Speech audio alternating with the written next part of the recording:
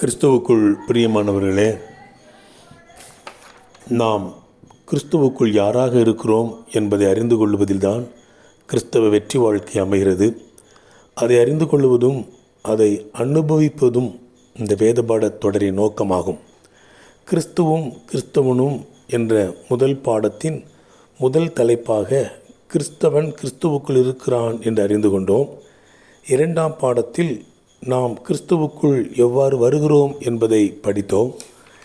இன்றைக்கு கிறிஸ்துவுக்குள் வாழ்வது என்றால் என்ன என்ற தலைப்பில் படிக்க இருக்கிறோம். ஒரு வரியில் சொல்லப்போனால் கிறிஸ்துவோடு வாழ்வதே கிறிஸ்துவுக்குள் வாழ்வதாகும். 1 கொரிந்தியர் 6:17 சொல்லுகிறது, கர்த்தரோடு இசைந்திருக்கிறவனும் அவரோடே ஒரே ஆவியாயிருக்கிறான். இந்த வாக்கியம் சொல்லும் உண்மை என்ன? கிறிஸ்துவுடன் உள்ள நமது உறவு ஐக்கியமெல்லாம் ஆவிக்குரியதாக இருக்கிறது.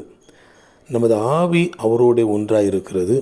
இந்த ஆவியில் வந்துவிட்ட மாற்றம் நமது ஆத்துமாவை, அதாவது நமது மனதை, சிந்தனையை என்று வைத்துக்கொள்ளலாம், ஆத்துமாவை பாதிக்கிறது. நமது எண்ணங்கள், சிந்தனைகள் மாறுகின்றன. இதைத் தொடர்ந்து அது நமது சரீரத்தில் வெளிப்படுகிறது.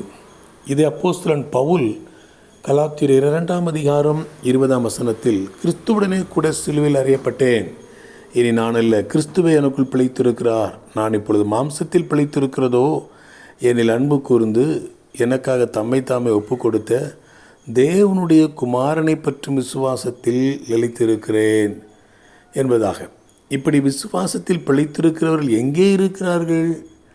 அதையும் வேதத்திலே பார்க்கலாம். எபேசியர் 2:7 கிறிஸ்து இயேசுவுக்குள் நம்மை அவரோடு எழுப்பி உன்னதங்களில் அவரோட உட்காரவும் செய்தார் என்பது. இந்த உன்னதமான சிலாக்கியம் நமக்கு எப்படி கிட்டியதாம்? 1 கொரிந்தியர் 12:27 சொல்கிறது, நீங்களே கிறிஸ்துவின் சரீரமாயும் தனித்தனியே அவயவமாயும் இருக்கிறீர்கள் என்பதாக.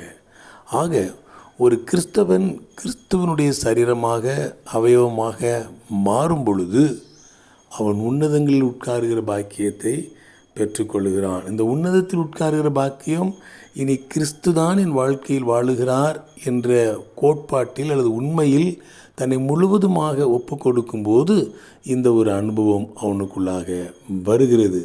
கிறிஸ்துவையும் கிறிஸ்தவனையும் பிரிக்க முடியாத ஒரு நிலையை நாம் பார்க்கிறோம். வாழ்த்துக்களுடன் ஜார்ஜ்.